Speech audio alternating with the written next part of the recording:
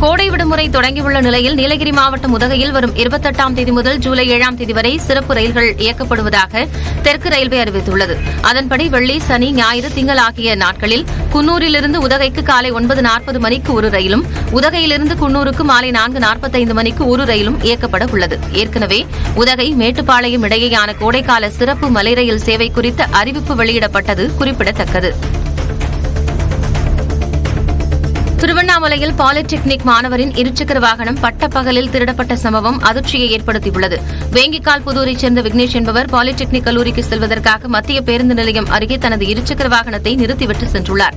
இதையடுத்து கல்லூரியை முடித்துவிட்டு வந்து பார்க்கும்போது இருசக்கர வாகனம் திருடுபோனது தெரியவந்துள்ளது. இந்நிலையில் வாகனத்தை மர்ம நபர் திருடிச் செல்லும் சிசிடிவி காட்சி வெளியாகி பரபரப்பை ஏற்படுத்தியுள்ளது. தமிழ்நாடு ஆங்கிலேயர்களால் உருவாக்கப்பட்டது என மகாராஷ்டிர ஆளுநர் சி.பி. ராதாகிருஷ்ணன் தெரிவித்துள்ளார்.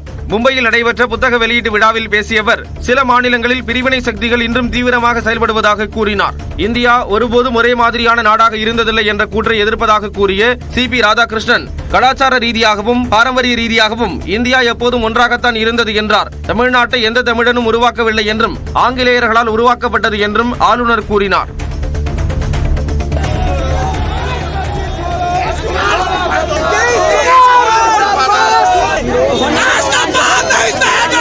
தேசிய கீதத்தை அவமதித்த விவகாரத்தில் பீகார் முதலமைச்சர் நிதிஷ்குமாருக்கு எதிராக எதிர்க்கட்சித் தலைவர்கள் போராட்டத்தில் ஈடுபட்ட காட்சிதான் இது.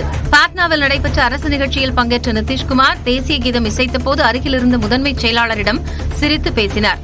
மேலும் மேடைக்கு கீழே இருந்த ஒருவருக்கு கைகூப்பி வணக்கம் தெரிவித்தார். அவரது செயல் சர்ச்சையான நிலையில் ராஷ்டிரிய ஜனதா தளம், காங்கிரஸ் உள்ளிட்ட எதிர்க்கட்சிகள் போராட்டத்தில் ஈடுபட்டன.